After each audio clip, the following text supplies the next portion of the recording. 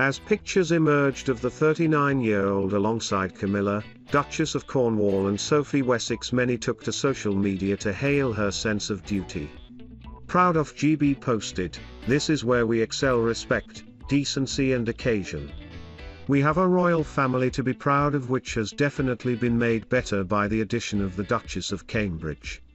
Tracy Williams tweeted, "So glad to see Catherine in the Queen's place. She was truly the only one that should have." Nonan12 wrote, "Beautifully turned out, impeccable and respectful. Kate is the diamond in the crown." Claire Marie said, "The future of the monarchy, Charles will reign with William at his side. Catherine is a real asset to the royal family." All of them looked teary today.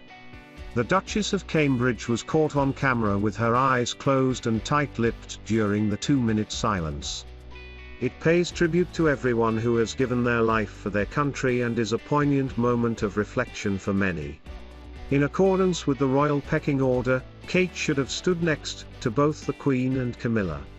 But she was bumped up after Buckingham Palace announced this morning that the Queen had decided with great regret to no longer travel to central London for the commemorations. The palace said in a statement, "The Queen, having sprained her back, has decided this morning with great regret that she will not be able to attend today's Remembrance Sunday service at the Cenotaph. Her Majesty is disappointed that she will miss the service." Kate and Camilla stood on the balcony for a heavily scaled-back Remembrance Sunday service last year because of the pandemic. The Queen was not able to attend because of her vulnerability to the virus and watched the ceremony with a solitary lady-in-waiting. Beatrice and her husband Edoardo looked over the moon in a photograph depicting them taking a family autumnal stroll. The couple was spotted in public for the first time since welcoming to the world their daughter, born on September 18th. In the picture, Beatrice laughed as she walked alongside her husband, who was happily pushing the baby in a pram. The elated 33-year-old looked casual with her long hair tied up into a bun. For the walk, she wore a long, dark green quilted coat under which could be seen a beige jumper and a pair of black jeans. Property developer Edoardo also adopted a casual look for the day out and wore a white shirt underneath a navy blue jumper, paired with jeans and white trainers. The baby, cradled inside the pram, could not be seen in the snap. Edoardo and Beatrice have chosen not to share with the public a picture of their daughter yet. Sienna, who is the Queen's 12th great-granddaughter, was born at the Chelsea and Westminster Hospital. She is the couple's first daughter and has a step-brother, Christopher Wolfe, known as Wolfie. The boy, born in 2016, is the son of Edoardo and his former partner Dara Huang. The child is believed to have been included in his father's new relationship with the princess since the beginning, and has reportedly played the role of both page boy and best man at Edoardo and Beatrice's wedding in July 2020. Beatrice has also publicly shown her affection for the child on multiple occasions. Earlier this year, she opened up on helping Wolfie with his studies during the lockdown as well as reading stories to him. Wolfie was included both in the official announcement of Sienna's birth, shared by Buckingham Palace on September 20th, and in the update given by Beatrice on October 1st. Announcing her daughter's name, the princess wrote on Twitter, "We are delighted to share that we have named our daughter Sienna Elizabeth Markle Motzi. We are all doing well and Wolfie is the best big brother to Sienna." New father of two Edoardo also took to social media on October 1st to announce the name of his daughter and share his happiness.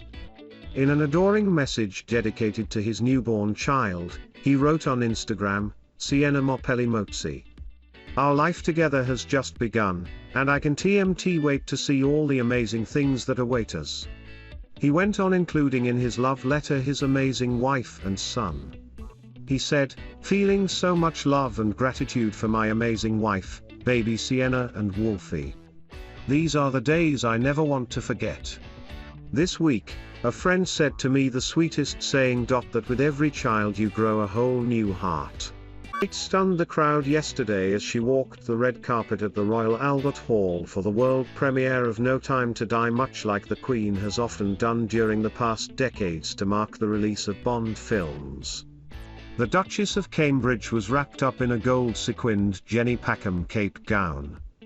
Among the people who appeared impressed by the Duchess' stylish look, there was the film's protagonist, Daniel Craig. The actor, who is leaving the James Bond franchise after appearing in 5 films, reportedly greeted Kate by shaking her hand and telling her, "You look jolly lovely." For her first glitzy event since the beginning of the pandemic, Kate also donned gold earrings by Onitar, previously worn on the Cambridge's tour of Pakistan in October 2019, and wore her hair up. Kate met a number of other A-listers during the Bond premiere at the Royal Albert Hall yesterday, including Rami Malek, Lee Sado, and Lashana Lynch. The Duchess was one of the 4 royals on the red carpet, as she was in the company of Prince William, Prince Charles, and Camilla, Duchess of Cornwall. While the future kings both were in black tie, Camilla opted for a pale blue corseted chiffon dress with silver embroidery by Bruce Oldfield. The royals weren't the only special guests at the premiere. A number of healthcare workers and members of the armed forces were invited to the event, as a way to thank them for their outstanding work during the pandemic.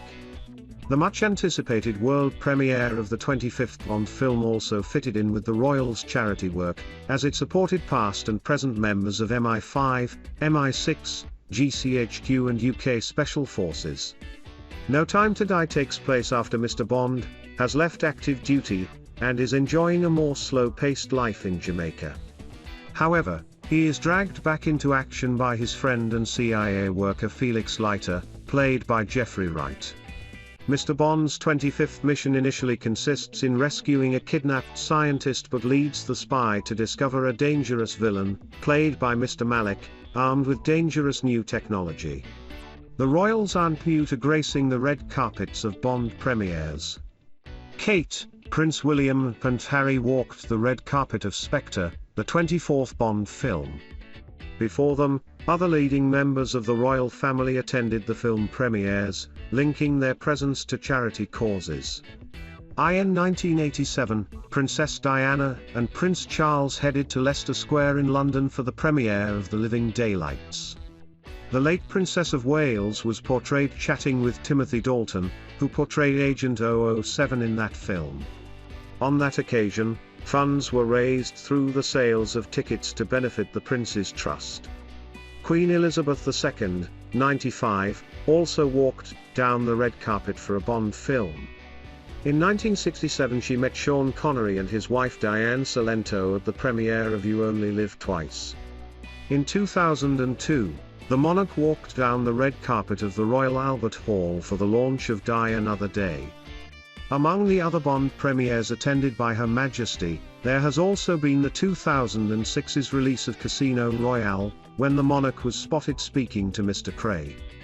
The Queen sanctioned her links with the Bond franchise in 2012 when she stunned the world by taking part in a brief clip alongside Mr. Craig for the opening ceremony of the London Olympics.